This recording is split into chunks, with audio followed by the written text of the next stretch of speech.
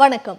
மறக்க முடியாத, அழிக்க முடியாத மாபெரும் திராவிட வரலாற்றையும் சமூக நீதி கோட்பாடுகளையும் தமிழ் மண்ணில் விதைத்த மாபெரும் தலைவர்கள் தந்தை பெரியார், பேரறிஞர் அண்ணா, முத்தமிழறிஞர் டாக்டர் கலைஞர் அவர்கள். அப்படிப்பட்ட மாபெரும் தலைவர்களின் பெருமைகளை கொண்டாடக்கூடிய வகையில் தமிழ்நாடு முழுவதும் என் உயிரினும் மேலான பேச்சு போட்டியை நடத்தியது திமுக இளைஞரணி.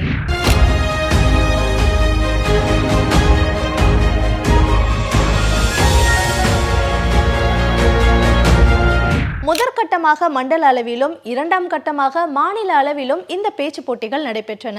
இதுல பேச்சாளர்கள், இளைஞர்கள் கலந்துக்கிட்டு திராவிட வரலாற்றின் பெருமைகளையும் திராவிட தலைவர்களின் சாதனைகளையும் பேசியிருந்தாங்க. அதை இப்ப பார்க்கலாம். முத்தமிழறிஞர் கலைஞர் அவர்களின் நூற்றாண்டை முன்னிட்டு திமுக இளைஞரணி மற்றும் கலைஞர் செய்திகள் நடத்திய மாபெரும் பேச்சு போட்டி.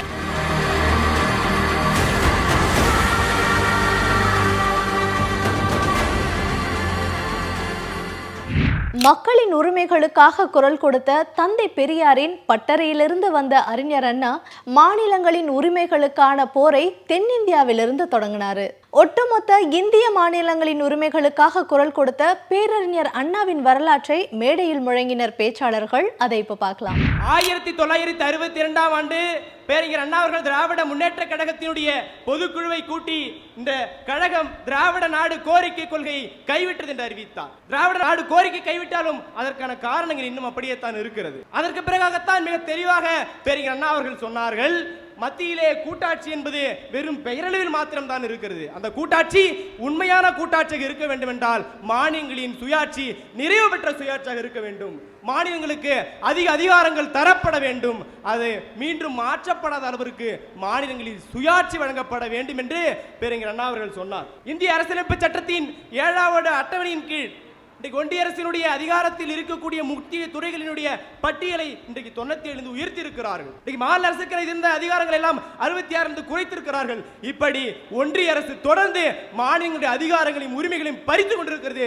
இப்படி மாநிலங்களின் உரிமைகளை மீட்டெடுப்பதற்காக உருவாக்கப்பட்ட முழக்கம் தான் மாநில சுயாட்சி முழக்கம். டெல்லியிலே திட்டங்கள் தீட்டப்பட நிறுத்தப்பட்டு மாநிலங்கள் சுயாட்சி வகுக்கப்பட வேண்டும். ஒன்றிய அரசு ஒரு மாநிலத்திற்கும் இன்னொரு மாநிலத்திற்கும் தொடர்பு ஏற்படுத்துகிற வகையில் இயங்க வேண்டுமே தவிர திட்டங்களை தீடுவதற்கும் நிதியை பங்கிட்டு கொடுப்பதற்கும் ஒருபோதும் அதிகாரங்கள் இருக்கக்கூடாது என்று பேரறிஞர் அண்ணா அவர்கள் சொன்னார். ஆனால் இன்றைக்கு நிலைமை என்ன? இன்றைக்கு மாநில அரசுக்கு நிதி வருவாயாக விளங்கிய ஜிஎஸ்டியை பறித்துக் கொண்டு இன்றைக்கு மாநிலங்கள் நிதிக்கு அல்லாடும் நிலைமை உருவாக்கி இருக்கிறது ஒன்றிய அரசு. அண்ணா அவர்கள் வேதத்துடன் சொன்னார், தெற்கு தேய்கிறது வடக்கு வளர்கிறது என்று அண்ணா சொன்னார். ஆனால் இன்றைக்கு அந்த நிலையில் இருந்த மாறி இன்றைக்கு தெற்கு வளர்கிறது, வடக்கு சுரண்டுகிறது என்று சொல்லும்படியாக அண்ணாவி திட்ட அனைவரும் உள்ளடக்கி வளர்ச்சி வளர்ந்திருக்கிறது தமிழ்நாடு. இன்றைக்கு கல்வி அதிகாரங்கள் மாநில அரசுகளுக்குரியது.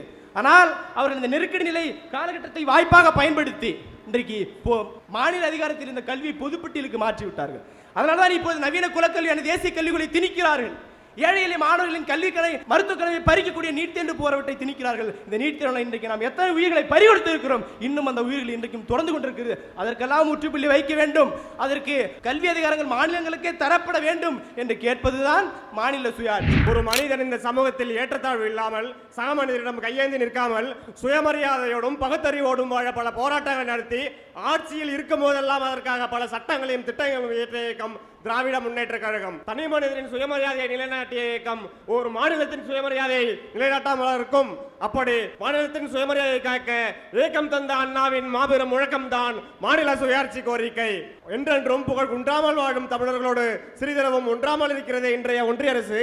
இந்த நிலையைத்தான் மாநில சுயாட்சியின் கோரிக்கை மூலம் அன்றே அண்ணா இவ்வாறாக கூறுகிறார், மக்களின் சுக துக்கத்தோடு பின்னி பிணைந்திருப்பது மாநில அரசு தானே தவிர மத்திய அரசு அல்ல.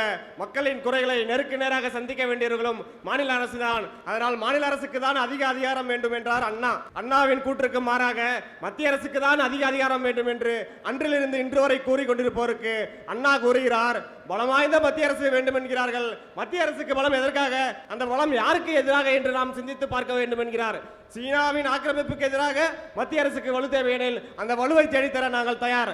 ஆனால் அசாம் மாநிலம் அச்சம் கொள்ள, தமிழ்நாடு தத்தளிக்க, கேரளம் கலக்கம் கொள்ள, நம் சுதந்திர சிந்தனையை சிறுக சிறுக அழித்து நம் சிந்திக்கும் திறனே இல்லாமல் ஆக்குவதற்காக தான் அந்த வலு பயன்படுமேயானால் நம் கூட்டு சக்தியினால் நம் ஒவ்வொருவருடைய வலுவையும் கொண்டு அந்த அக்கிரம வலுவை சிறுக சிறுக அழிப்பதுதான் எங்கள் கடமையாகும் என்றார் அண்ணா. அண்ணா என்று கூறியது போல் இன்று ஒன்றிய அரசின் வலு எதற்காக பயன்படுத்தப்படுகிறது? எதிர்க்கட்சி ஆளும் மாநிலங்களை முடக்க, அவர்கள் சிறப்பாக செயல்படாமல் தடுக்கத்தானே பயன்படுத்தப்படுகிறது. 4 நாட்கள் முன்னால் வந்தது ஒரு செய்தி, நீங்க அனைவரும் பார்த்திருக்க கூடும். கேரளாவின் முதல்வர் பினராயி விஜயன் கூறுகிறார், வயநாடு நிலச்சரிவுக்கு ஒன்றிய அரசு ₹1 கூட நிவாரண நிதியாக தரவில்லை என்றார். நமது சென்னை வெள்ளத்திற்கு என்ன நடந்தது?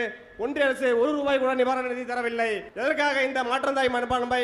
எதற்காக இந்த ஓரவஞ்சனை? ஒன்றிய அரசே, உங்களோடு சேர்த்து உங்கள் ஓரவஞ்சனையும் ஒரு நாள் ஓரங்கட்டப்படும். திராவிட நாடு கோரிக்கை தான் கைவிடப்பட்டுள்ளது, ஆனால் அதற்கான காரணங்கள் அப்படியே தான் இருக்கிறது என்றார். திராவிட நாடு கோரிக்கை கேட்டதற்கான காரணமே இங்கே தொழில் வளர்ச்சி ஏற்பட வேண்டும், இங்கே மொழி பாதுகாக்கப்பட வேண்டும், நம் பண்பாடு பாதுகாக்கப்பட வேண்டும் என்பதற்காக தான். ஆனால் அந்த காரணங்கள் ஒருபோதும் கைவிடப்படவில்லை என்றார் அண்ணா. வடக்கு வாழ்கிறது, தெற்கு தேய்கிறது என்று முனைகிறார் அண்ணா அவர்கள். அண்ணாவின் திராவிட சிந்தனைகள், இந்த மண்ணில் திராவிட ஆட்சி மலர்ந்தது. திராவிடம் தமிழ்நாட்டிற்கு பெயர்த்து வளர்த்தெடுத்து செதுக்கி சிறப்பாக்கி இருக்கிறது. திராவிடத்தால் வளர்ந்தோம், திராவிடத்தால் வாழ்ந்தோம். அண்ணா இன்று தெற்கை சுரண்டி வடக்கு வாழ்ந்து கொண்டிருக்கிறது. தமிழ்நாட்டில் தீண்டாமைக்கு எதிராக எழுந்த திராவிட குரல் தந்தை பெரியார். தொட்டால் தீட்டு, பார்த்தால் பாவம் என ஒரு குறிப்பிட்ட மக்களை ஒடுக்கி வைத்திருந்த இந்த மண்ணில் அவர்களுக்கான விடுதலை வரலாற்றை எழுதிய தந்தை பெரியாரின் சமூக நீதி வரலாற்றை மேடையில் மெய்சிலிர்க்க பேசியிருந்தாங்க பேச்சாளர்கள். அதை இப்ப பார்க்கலாம். திராவிட இயக்கம் தோன்றாது போயிருந்தால் இன்னைக்கு தமிழகம் எப்படி இருந்திருக்கும் என்பதை நினைத்து கூட பார்க்க முடியவில்லை. மூட நம்பிக்கையின் பேராலும் வர்ணாசிரம தத்துவங்களின் பேராலும் தமிழ் சமூகம் ஒடுக்கப்பட்டது. தமிழர்கள் பல்வேறு சாதிய அடுக்குகளில் அடுக்கப்பட்டனர். வாழ்வுரிமை மறுக்கப்பட்டு மேல் சட்டை அணியவோ செருப்பணியவோ நிராகரிக்கப்பட்டார்கள். இத்தனை கொடுமைகளுக்கு முடிவு கட்ட, சமூக நீதிக்கு தீர்வு காண, தமிழருக்கு ஏற்றம் தர தமிழகத்தின் ஒவ்வொரு மூலைகளிலும் சென்று பிரச்சாரங்களை மேற்கொண்டார் தந்தை பெரியார் அவர்கள். தந்தை பெரியார் என்ற முழக்கம் வெறும் மனிதனின் பெயர் அல்ல, அது ஒரு தத்துவம். பெரியார் என்பது ஒரு போர் ஆயுதம். அதேதான் பின்னாட்களில் அண்ணாவும் கலைஞரும் பயன்படுத்தினார்கள். பெரியார் சாதிக்கு எதிராக பேசினார், பெரியார் ஆணாதிக்கத்துக்கு எதிராக பேசினார், பெரியார் பெண்ணுரிமைகளுக்காக பேசினார். ஆனால் இன்றைக்கு சொல்லுவது என்னவென்றால், சாதி மறைந்து விட்டது, பெண்கள் வளர்ந்து விட்டார்கள், மதம் மறைந்து விட்டது, இங்கு நல்லிணக்கம் நடந்து கொண்டு இருக்கிறது என்பார்கள். அவர்களுக்கு நான் ஒன்று சொல்லுகிறேன், வேங்கை வயல் தண்ணீர் குவளையில் வீசிய மலநாற்றம் வீசி ஓய்வதற்குள் நாங்குநேரி வடிகட்டிகளில் இரத்த கவுச்சிகள் வீசியதே, அது இன்றும் பெரியார் இந்த மண்ணிலே தேவை என்பதை நிலைநாட்டி கொண்டிருக்கிறது. பெரியார் மறைந்து விட்டார், ஆனாலும் பெரியார் இன்று தேவைப்படுகிறார். பெரியார் இந்த மண்ணிலே மீண்டும் வருவார். எப்படி வருவார்? பெரியார் மறைந்தார், ஆனால் பெரியார் கலைஞராக வாழ்ந்தார். பெரியாரின் தத்துவங்களை தன்னோடு போர்வால் என்னும் பேனாவினால் இந்த மண்ணிலே சட்டங்கள் மூலம் சீர்திருத்தங்கள் மூலம் செதுக்கியவர் கலைஞர் அவர்கள். பெரியார் எல்லோருக்கும் சுயமரியாதையை பேசினார். கலைஞருடைய திட்டங்களில் சுயமரியாதையை பிரதிபலித்தன. மனிதனை இழுக்கின்ற கைரிச்சாக்களை ஒழித்து ஆட்டோ ரிச்சாக்களை அறிமுகப்படுத்தியது வெறும் திட்டமல்ல, அது சுயமரியாதை. அது பெரியாரிடம் இருந்து கலைஞருக்கு வந்தது. அந்த இடத்தில் கலைஞர் என்று வாழ்கிறார். கோபுர தரிசனமே கோடி புண்ணியம் என்ற காலகட்டத்தில் எல்லா சாதியினரும் அர்ச்சகர் ஆகலாம் என்று பெரியார் பேசினார். கலைஞர் தனது போர்வாளால் அதை இங்கே தீட்டினார். தலைப்பை நல்லா கவனிச்சு பார்த்தீங்கன்னா தெரியும், அன்றும் இன்றும் என்றும் பெரியார். அதானே, அன்று பெரியார் என்ன செய்தார்? சுயமரியாதை, கடவுள் மறுப்பு, கடவுள் இல்லவே இல்லை என்று கூறினார். பெண் விடுதலை, யாரும் கோயிலில் நுழையக்கூடாது என்ற சட்டத்தை எல்லாம் அன்று பெரியார் ஏற்படுத்தினார். அப்படிதானே? அது போதும், பெண்களுக்கு படிப்பு எதற்கு என்று வாய் பேசிக் கொண்டிருந்தவர்கள் மத்தியில் என் ஐயா பெரியார் சொன்னார், பெண்களின் கையில் கரண்டியை பிடுங்கி புத்தகத்தை கொடுத்துப்பார். என்னது? பெண்களின் கையில் கரண்டியை பிடுங்கி புத்தகத்தை கொடுத்துப்பார். நான் சொல்லணும்னு அவசியம் இல்லை, திரும்பி பாருங்க. இதுதான் பெரியார் காண விரும்பிய சமுதாயம் அல்லவா? 1000 தடைகளை தாண்டி இன்று உங்கள் முன் பெரியார் எதற்காக போராடினாரோ, பெண் விடுதலைக்காக போராடினார் என்பதற்கு ஒரு எடுத்துக்காட்டாகவே இன்று நான் உங்கள் முன் நிற்கிறேன் அல்லவா? இதுதானே என் பெரியார் செய்த மிகப்பெரிய சாதனை. ஓகே, அன்று பெரியார்ங்கிறத நம்ம பேசிட்டோம். இன்னைக்கு ஏன் பெரியார்? இங்க அமர்ந்து இருக்கிற அனைவரையும் பார்த்து நான் ஒரு கேள்வி கேட்குறேன். இன்னைக்கு காலையில எல்லாரும் உள்ள வந்திருப்பீங்க. வழியில நின்று நிறைய பேர் நம்மளை வந்து முறவாசல் பண்ணாங்க. முறவாசல் பண்ணும்போது நீ எந்த ஜாதி, நீ உள்ள வரக்கூடாது, அங்கே இரு அப்படின்னு யாராவது உங்களை மறுத்தது உண்டா? ஆம் எனில் இந்த சபையில் கை உயர்த்தவும். இல்லை, நீங்க ஒரு திரையரங்களுக்கு குடும்பத்தோடு படம் பார்க்க செல்கிறீர்கள். அங்கு போகும்போது உங்களை நீ இந்த இடத்துக்குள்ள வரக்கூடாது, நீ இதை தாண்டி உள்ள போக கூடாதுன்னு சொல்றேன் அப்படின்னு உங்களை யாராவது மறுத்தது உண்டா? கிடையாது. யாரையும் கை உயர்த்துறது கிடையாது. இந்த கையில உங்களுக்கு இன்னைக்கு இறங்குனதுக்கு காரணம் அன்னைக்கு பெரியார் போட்ட விதை தாங்க. அன்றைக்கு பெரியார், இன்றைக்கு பெரியார், என்றென்றும் பெரியார் அப்படின்னு சொல்லி பேசிட்டு இருக்கோம். நம்மளை பார்த்து அன்னைக்கு கேவலமா வெளியே போன்னு சொல்லி அனுப்புனாங்க. கோயிலுக்குள்ள நீ வரக்கூடாதுன்ட்டு. நீ கோயிலுக்குள்ள தானே வரக்கூடாதுன்னு, நான் கோயில் கருவறைக்குள்ளேயே அமர்த்தி காட்டுறேன் பாருன்ட்டு அனைத்து ஜாதியினரும் அர்ச்சகர் ஆகலாம் என்ற திட்டத்தை கொண்டு வந்தவர் இந்த திராவிட கழகத்தை விதைத்த விதையிலிருந்து வந்த முத்துவேல் கருணாநிதி ஸ்டாலின் ஐயா அவர்கள். பெரியார் வாழ்ந்து கிட்டத்தட்ட ஒரு நூற்றாண்டு காலம் இருக்குமா? பல வருடங்களுக்கு முன்பு எத்தனையோ சமூக கருத்துக்களுக்கு சமூக சீர்திருத்த சிந்தனைகளும் சொல்லிவிட்டார். இந்த 2024ஆம் ஆண்டு அக்டோபர் மாதம் நாம் ஏன் பெரியாரை பற்றி பேச வேண்டும்? பெரியாரையும் நமக்கு இன்று ஏன் தேவை? சமீபத்தில் ஒரு விஷயத்தை பார்த்துருப்பீங்க. கல்கத்தாவில் ஒரு பெண் மருத்துவரை படுகொலை செய்திருக்காங்க. இன்று பெரியார் இருந்திருந்தால் வைக்கத்திலே நடந்த போராட்டம் போல் அன்று கல்கத்தா இன்று கலவரமாக மாறிக்கொண்டிருக்கும். அதனால் இன்று பெரியார் தேவை. அது மட்டும் இல்ல, 2 நாட்களுக்கு முன்பு நான் ஒரு செய்தியை பார்த்தேன். பெரியார்னாலே என்னங்க? பெரியார் என்னன்னா உங்களுக்கு என்ன ஞாபகம் வரும்? அவர் ஒரு சமூக சீர்திருத்தவாதி, தன்மான போராளி, சமூகத்திற்காக போராடியவர். பிறப்பால் எந்த ஒரு மனிதனும் உயர்த்தப்பட்டவனோ தாழ்த்தப்பட்டவனோ கிடையாது என்பதை நம்புவர். பெண் விடுதலைக்காக போராடுபவர், கடவுள் மறுப்பாளர். அப்படிப்பட்ட பெரியார் வாழ்ந்த இந்த மண்ணில் 2 நாட்களுக்கு முன்பு ஒரு செய்தி, திருவண்ணாமலை மாவட்டத்தில் ஒரு தலித் பெண் ஒருத்தவங்க இறந்திருக்காங்க. அவர்களுடைய சடலத்தை, அதோ சொல்வாங்கல்ல சில பேருடைய தெரு, அந்த தெருவின் வழியா எடுத்து சென்று இடுகாட்டில் புதைக்க கூடாதாம். இன்று பெரியார் இருந்திருந்தால் அவர்கள் நிலை என்னவாக இருந்திருக்கும்? அப்படி அவர்களால் சொல்லி இருக்க முடியுமா? அதனால் சொல்கிறேன், இன்று பெரியார் தேவை என்று. அது மட்டுமில்ல, கலைஞரை பற்றி நிறைய பேர் சொன்னாங்க. காவல்துறையில முதல்ல பெண்களை சேர்த்தது கலைஞர். இன்றைக்கு இந்த தேதியில தமிழ்நாட்டில் 1,00,000க்கும் மேற்பட்ட காவலர்கள் இருக்காங்க. அதுல 25,000க்கும் மேற்பட்ட பெண் காவலர்கள் இருக்கிறாங்க. இந்தியாவிலேயே முதல்ல பெண்களை தமிழ்நாட்டு காவல்துறையிலும் தீயணைப்பு துறையிலும் சேர்த்தது ஐயா கலைஞர் ஆட்சி. இது இருந்திருந்தால் இன்று பெரியார் பெருமைப்பட்டிருப்பார். அது மட்டுமல்ல, பெரியார் சொன்னார் என்ன தெரியுமா? பொண்ணுங்களை நகை போடாதீங்க, பூ வச்சுக்காதீங்க, முடிய வெட்டிக்கோங்க, விளையாட்டு துறையில சாதிங்க. தற்பொழுது சில மாதங்களுக்கு முன்பு நம்முடைய இந்திய வீராங்கனை மனு பேக்கர் துப்பாக்கி சுடுதலை வென்றுள்ளாரே. இன்று பெரியார் இருந்திருந்தால் அதை நினைத்து பாராட்டியிருப்பார். அதனால் இன்று பெரியார் தேவை, பெரியாரின் பெண் விடுதலை தேவை என்று சொல்கிறேன். தன் உயிரையும் துச்சமென நினைத்து தமிழ்நாட்டு மக்களின் உரிமைகளுக்காக கள்ளக்குடியில் தொடங்கிய கலைஞரின் போராட்டம் இன்று தமிழ்நாட்டை நவீன தமிழ்நாடாக உயர்த்திருக்கிறது. தமிழ் மொழியின் அடையாளமாக மாறிய முத்தமிழ் அறிஞர் டாக்டர் கலைஞர் அவர்களின் பெருமைகளை செந்தமிழினிக்கு பேசியிருந்தாங்க பேச்சாளர்கள். அதை இப்ப பார்க்கலாம்.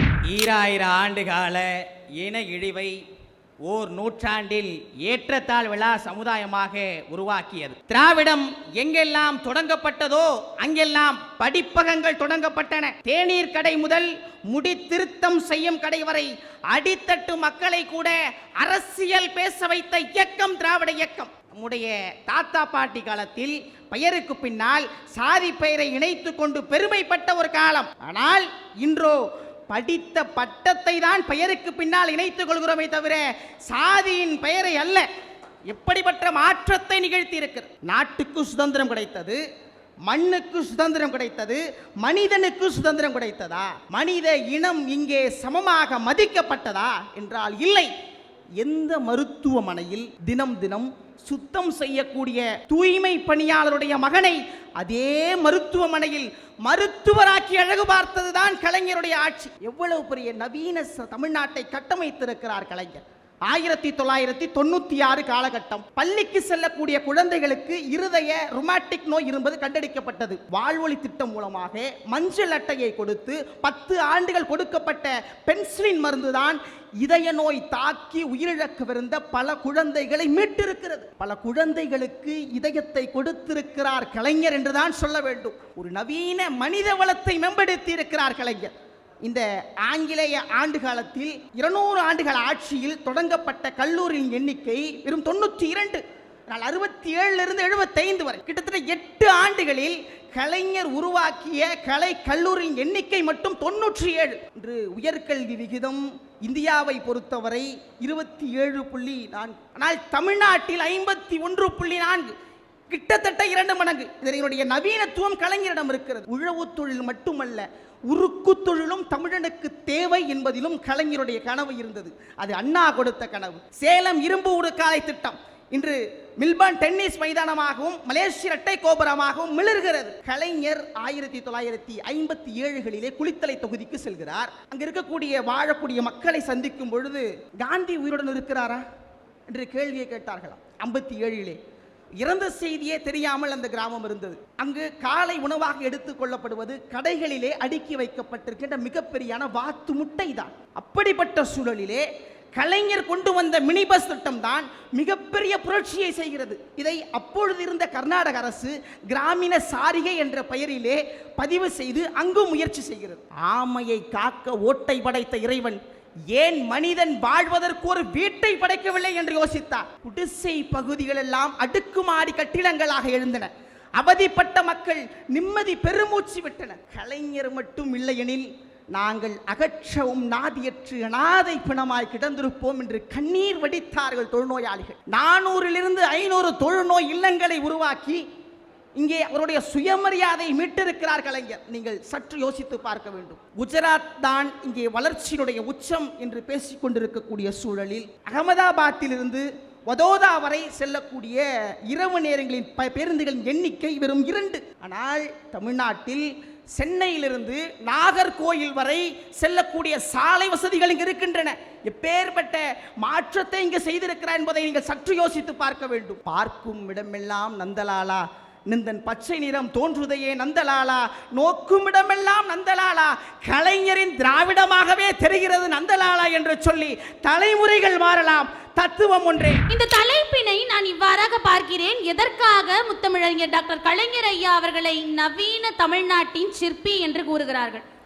இன்று இருக்கக்கூடிய இந்த நவீன தமிழ்நாட்டிலே மிக முக்கியமான தொழில்நுட்ப துறையில் கிட்டத்தட்ட 20,000க்கும் மேற்பட்ட படித்த பட்டதாரி இளைஞர்கள் பணிபுரிந்து கொண்டிருக்கிறார்கள் என்றால் அதற்கு காரணம் கலைஞர் ஐயா அவர்கள் உருவாக்கிய டைடல் பூங்கா என்று சொன்னால் அது நிச்சயமாக மறுக்க முடியாத உண்மை. அதனால் கலைஞர் நவீன தமிழ்நாட்டின் சிற்பி. கிட்டத்தட்ட 60 ஆண்டுகளுக்கு முன்னர் 40% கீழ் இருந்ததுதான் தமிழ்நாட்டினுடைய கல்வி அறிவு. ஆனால் அதே தமிழ்நாடு இன்று இந்தியாவிலேயே கல்வி அறிவில் 2வது இடத்தில் இருக்கிறது என்று சொன்னால் அதற்கு காரணம் முதல்வர் ஐயா அவர்களினுடைய நல திட்டங்களும் அன்று கலைஞர் உருவாக்கிய மனோன்மணியம் சுந்தரனார் பல்கலைக்கழகம், பாரதிதாசன் பல்கலைக்கழகம், கால்நடை பல்கலைக்கழகங்கள், சட்ட பல்கலைக்கழகங்கள், வேளாண் பல்கலைக்கழகங்கள் என்று கூறினால் கலைஞர் நிச்சயமாக நவீன தமிழ்நாட்டின் சிற்பி. 2014ஆம் ஆண்டு 120%க்கும் மேல் இருந்த சென்னையினுடைய போக்குவரத்து நெரிசல் 2024ஆம் ஆண்டு 24%க்கும் கீழ் குறைந்திருக்கிறது என்று கூறினார். அதற்கு காரணம் கலைஞர் 2015ஆம் ஆண்டு கொண்டு வந்த மெட்ரோ ரயில் சேவை திட்டம் என்று கூறினால் நிச்சயமாக கலைஞர் நவீன தமிழ்நாட்டின் சிற்பி. அது மட்டுமா, இன்று இருக்கக்கூடிய இயற்கை விவசாயத்திலும் தொழில்நுட்பங்களை பயன்படுத்தி உலக அளவில் தமிழ்நாட்டு விவசாயிகள் சாதித்துக் கொண்டிருக்கிறார்கள் என்றால் அதற்கு முக்கியமான காரணம் கலைஞர் ஐயா அவர்கள் கொண்டு வந்த விவசாய நிதி திட்டம், அறுவடை பாதுகாப்பு திட்டம், கடைசி விவசாய திட்டம், நீர் மேலாண்மை திட்டம், உழவர் சந்தைகள் முதலானவை என்று கூறினால் நிச்சயமாக கலைஞர் நவீன தமிழ்நாட்டின் சிற்பி. அனைத்தையும் தாண்டி திராவிட கொள்கைகளுக்கு எதிரானவர்களாகவே இருந்தாலும் வேறு கட்சிகளை சார்ந்தவர்களாகவே இருந்தாலும் மரண படுக்கையிலே அவர்கள் முதலாக எதிர்பார்ப்பது கலைஞரை தான், கலைஞர் காப்பீட்டு திட்டத்தை தான். 15 ஆண்டுகளில் பல்லாயிரக்கணக்கான உயிர்களை காத்து அந்த உயிர்களின் மூலம் வாழ்ந்து கொண்டிருக்கிறாரே, அதனால் கலைஞர் நவீன தமிழ்நாட்டின் சிற்பி. அவ்வளவு ஏங்கையா இன்னைக்கு para Olympic, para Olympic, chess olympiad போன்ற போட்டிகளில் எல்லாம் தமிழ்நாடு தனக்கென ஒரு தனி இடத்தை பிடித்திருக்கிறது என்றால் அதற்கு மிக மிக முக்கியமான காரணம் முதல்வர் ஐயா இன்று ஏற்படுத்தி இருக்கக்கூடிய முதலமைச்சர் கோப்பை விளையாட்டுகளும் அன்று கலைஞர் ஐயா அவர்கள் ஏற்படுத்திய இளைஞர் நலன் மற்றும் விளையாட்டு துறையும் அதன் மூலம் அவர் செய்த நலத்திட்டங்களும் என்று கூறினார். நிச்சயமாக அது மிகையாகாது. அதனால் கலைஞர் நவீன தமிழ்நாட்டின் சிற்பி. அவ்வளவு ஏங்கையா இன்னைக்கு வீட்டுல நாற்காலியில ராஜா பகவத் மாதிரி உட்கார்ந்துகிட்டு மின் விசிறியையும் மின் விளக்கையும் போட்டுக்கிட்டு வண்ண தொலைக்காட்சியில உலக செய்தி பார்த்துக்கிட்டு இருக்கேனா அதற்கு முழு முதற் காரணம் கலைஞர் ஐயா என்று கூறினார். நிச்சயமாக கலைஞர் நவீன தமிழ்நாட்டின் சிற்பி. இந்த தலைப்பை நான் பார்க்கும் பொழுதே எண்ணினேன். கலைஞரை பற்றி ஏராளமான விஷயங்களை தேடினேன். நிறைய புத்தகங்களை படிக்க சொன்னார்கள். இதற்கு முன்னால் எனக்கு நிறைய மேடைகளில் பேசியெல்லாம் பழக்கம் கிடையாது. பிறப்பால் நான் ஒரு மலையாளி, இருப்பினும் நான் உங்களோடு பேசிக் கொண்டிருக்கிறேன். இனத்தால் நான் திராவிடியன் என்று சொல்லிக்கொண்டு, பிறப்பால் நான் மலையாளி என்றும் சொல்லிக்கொண்டு தமிழ் புத்தகத்தை அதிகமாக தேடினேன். என்ன நான் புதிய பேச்சாளராக இருந்தாலும் கூட பேசுகிறவங்க எல்லாரும் என்ன பண்ணுவாங்கன்னா மேக்ஸிமம் ஃபோனில் ChatGPT பார்த்து எடுப்பாங்க, இல்லைனா யூடியூப்பை பார்த்து எடுப்பாங்க. நான் பார்த்தேன், இந்த மாதிரி பார்த்தா சரி வராது, நம்ம புக்கு வாங்கி படிச்சா தான் உண்டு. புத்தகத்தை திறப்புவோம், புத்தகத்தை திருத்தி படிப்போம், படித்து பார்ப்போம் என்று தொடங்கினேன். ஐயா கலைஞர் அவர்களை பற்றி படிக்க தொடங்கிய நான் இந்த புத்தகத்தை வாங்கினேன். இடஒதுக்கீடு கடந்து வந்த பாதை. ஐயா உண்மையிலே சொல்லுகிறேன், கலைஞர் அவர்கள் நமக்கு தந்த பொக்கிஷங்கள், நமக்கு வாங்கி தந்த அந்த சுதந்திரங்கள் போன்றவைகளை இந்த புத்தகத்தில் இடஒதுக்கீடு கடந்து வந்த பாதை என்று நான் படித்ததில் அதிகமான இடஒதுக்கீடுக்காக போராடி குரல் கொடுத்தவர் ஐயா கலைஞர் அவர்களை தவிர வேறு யாரும் இருக்க முடியாது. ஐயா அன்பிற்குரியவர்களே, ஐயா கலைஞர் அவர்கள் வார்த்தெடுத்த அந்த திமுக கழகம், அன்பானவர்கள் உண்மையிலே நான் ஒன்று சொல்லுறேன். ஐயா தற்பொழுது முதலமைச்சராக இருக்கக்கூடிய ஐயா ஸ்டாலின் அவர்கள் எவ்வளவோ திட்டத்தை கொண்டு வந்திருக்கிறாங்க. ஒரு ஊர், திருநெல்வேலி மாவட்டத்தில் ஒரு ஊர், சின்ன கிராமம் ஒரு ஊர். அந்த ஊரில் ஒரு குடும்பம், அந்த குடும்பத்தில் ஒரு பையன் பிறக்கிறார். அவங்களுக்கு மொத்தம் 2 சகோதரிகள், ஒரு சகோதரன், இடையில 3வது நபராக அந்த பையன் பிறக்கிறார். அந்த குடும்பம் ரொம்ப வறுமையில் இருக்கிற குடும்பம். அந்த குடும்பத்தில் ஒவ்வொரு படிக்கணுங்கிற ஆர்வம் உள்ள பிள்ளைங்க அந்த 4 பேரும். ஆனால் படிப்பதற்குண்டான செல்வங்கள் எதுவுமே இல்லை, படிப்பதற்கு தேவையான ஃபீஸு கட்டக்கூடிய அமைப்புகள் எதுவுமே இல்லை. ரொம்ப ஒரு வறுமையில் இருக்க குடும்பம். அந்த குடும்பத்தில் இருக்கிற அந்த 3வது பையனுக்கு ஒரு ஆசை, நம்ம சட்ட கல்வியை படிக்கணும், சட்டத்தை படிக்கணும். ஏன்னா சட்டத்தில் இன்று ஏராளமான குறைபாடுகள் நடந்து கொண்டிருக்கிறது, அதை எல்லாம் திருத்த வேண்டும் என்றால் நாம் சட்டத்தை படிக்க வேண்டும் என்று அந்த மாணவர் சட்டத்தை படிக்க விரும்புகிறார். ஆனால் சட்டத்தை படிக்க விரும்பி தமிழ்நாடு டாக்டர் அம்பேத்கர் பல்கலைக்கழகத்திலே அவர் அந்த கவுன்சிலிங் போடுறாரு. அந்த கவுன்சில் அவருக்கு சீட் அலாட்மெண்ட்டும் கிடைக்குது. பிரைவேட்டாக படித்தா 1,45,000, 1,45,000 ரூபா, கவர்மெண்ட்டில் படித்தா அரை ஃபீஸு, பாதி ஃபீஸ் நம்ம கட்டணும், பாதி பணம் கட்ட வேண்டும். 65,000 ரூபாய் பணம் கட்டி படிக்க வேண்டிய இடத்திலே தமிழ்நாடு டாக்டர் அம்பேத்கர் பல்கலைக்கழகத்தில் இடம் கிடைக்கிறது. இருந்த போதிலும் அந்த மாணவரால் படிக்க முடியவில்லை. ஆசை இருக்கிறது, ஆனால் படிப்பதற்குண்டான செல்வம் இல்லை. அன்பானவர்களை, தற்பொழுது அந்த நபர், அந்த மாணவர் இளங்கலை கணினிவியல் படித்துக் கொண்டிருக்கிறார். படித்து முடித்து திரும்ப சட்டக்கல்வியை படிப்பேன் என்றும் சொல்லி அதை படித்து முடித்து சைபர் கிரைமிலே அவர் ஒரு வேலைக்கும் செல்வார் என்று சொல்லி இருக்கிறார். அன்பானவர்களே, இப்பொழுது அந்த நபர் இளங்கலை கணினிவியல் படித்துக் கொண்டிருக்கிறார் என்று சொன்னாரே, அந்த நபர் அவர் படிக்கக்கூடிய ஒவ்வொரு செமஸ்டர் ஃபீஸுக்கு அவர் எப்படி தெரியுமா பணம் கட்டுறாரு? அவங்க அம்மாவுக்கு விழக்கூடிய அந்த ஐயா மு.க. ஸ்டாலின் அவர்கள் கொடுத்த அந்த மாதம் 1000 ரூபாய், அந்த பணத்தை கொஞ்சம் கொஞ்சமாக சேமித்து தன்னுடைய படிப்பிற்காக செலவு செய்து கொண்டிருக்கிறார். நான் இவ்வளவு நேரம் சொன்னேனே, அந்த நபர், அந்த பையன் வேறு மாறும் இல்லை, அந்த பையன் நான் தான். உங்களுக்கு நம்பிக்கை இங்க பாருங்க, என்னுடைய தாயாருடைய ஏடிஎம் கார்டு, இதை வச்சுதான் நான் ஃபீஸ் கட்டிட்டு இருக்கிறேன். தாய்மார்கள் தலை நிமிர எண்ணற்ற திட்டங்களை தீட்டியவர் நம் தமிழ்நாடு முதலமைச்சர் திரு மு.க. ஸ்டாலின் அவர்கள்.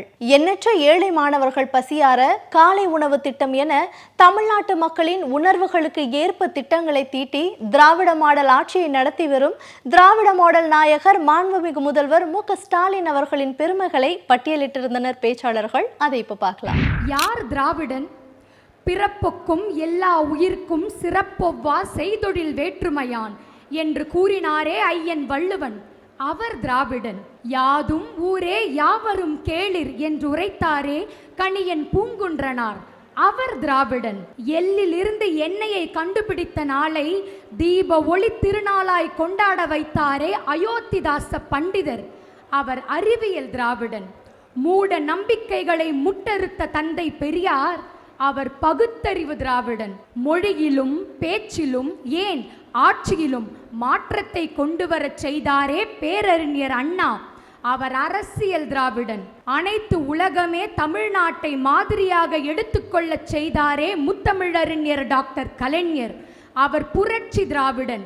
இத்துணை திராவிடர்களையும் உள்ளடக்கி உதய சூரியனாய் உலாவரும் தமிழின் பேச்சிலும் மூச்சிலும் தன் மானத்திலும் ஏன் எல்லா துறைகளிலும் தமிழனை தலை நிமிரச் செய்தவர்தான் நம் திராவிட மாடல் நாயகர் முதல்வர் மு.க. ஸ்டாலின். கலைஞரை பின்பற்றி நம் திராவிட மாடல் நாயகர் செய்யும் அற்புதமான செயல்களை எடுத்துரைக்கின்றேன். உழவனுக்கு உழவர் சந்தை, சாதி மத பேதங்களை நீக்க சமத்துவபுரங்களை உருவாக்கி தருதல், அனைத்து சாதியினரும் அர்ச்சகராகலாம் எனும் ஆதங்க சட்டத்தை நிறைவேற்றச் செய்தது, கழக ஆட்சி தமிழகத்திலே உதிக்கும் போதெல்லாம் கலைஞரின் கலை பொக்கிஷங்களான குமரியில் ஐயன் வள்ளுவன் சிலை, வள்ளுவர் கோட்டம், பூம்புகார் கலைக்கூடம் இன்னும் எண்ணற்ற படைப்புகள் அனைத்தையும் கண்ணும் கருத்துமாக பாதுகாத்து அதை புனரமைப்பு செய்வதுதான் நம் திராவிட மாடல் நாயகர். இன்னும் எண்ணற்ற சாதனைகளை சொல்லிக்கொண்டே போகலாம். அனைத்து மாநகரங்களிலும் தொழிற்பேட்டைகளை உருவாக்குவதன் மூலம் லட்சோப லட்ச இளைஞர் இளம் பெண்களுக்கு வேலை வாய்ப்புகளையும் வழங்கி கொடுத்தார். அது மட்டுமா, அரசு நல திட்டங்களில் இலவச அரிசி, மானிய விலை பால், எரிவாயு, அத்தியாவசிய பொருட்கள் அனைத்தையும் வழங்கி கொடுத்தார். இவை அனைத்தையும் நம் தமிழ்நாட்டு மக்களின் முன்னேற்றத்திற்காகவே செய்தார் என்றால் அது மிகையாகாது. இவ்வாறு நமது திராவிட மாடல் நாயகர் செய்த அனைத்து சாதனைகளையும் பட்டியலிடுகின்றேன், கேளுங்கள். 872 புரிந்துணர் ஒப்பந்தங்கள் கையெழுத்தாகியுள்ளது. அதன் மொத்த மதிப்பு 9,99,093 கோடி ரூபாயாகும். இதனால் 18,83,234 நபர்களுக்கு வேலை வாய்ப்புகளும் கிடைக்கும். அது மட்டுமா, 234 திட்டங்கள் தனது உற்பத்தியையும் தொடங்கிவிட்டது. 4,16,717 நபர்களுக்கு வேலை வாய்ப்புகளும் கிடைத்துவிட்டது. தமிழ்நாட்டிற்கு விடியல் தந்த திராவிட தலைவர்களின் பெருமைகளை பற்றி நெகிழ்ச்சியுடன் பேச்சாளர்கள் பேசியிருந்ததை இன்றைய நிகழ்ச்சியில பார்த்தோம். மீண்டும் அடுத்த என் உயிரினும் மேலான பேச்சு போட்டி நிகழ்ச்சியில சந்திக்கலாம். நன்றி.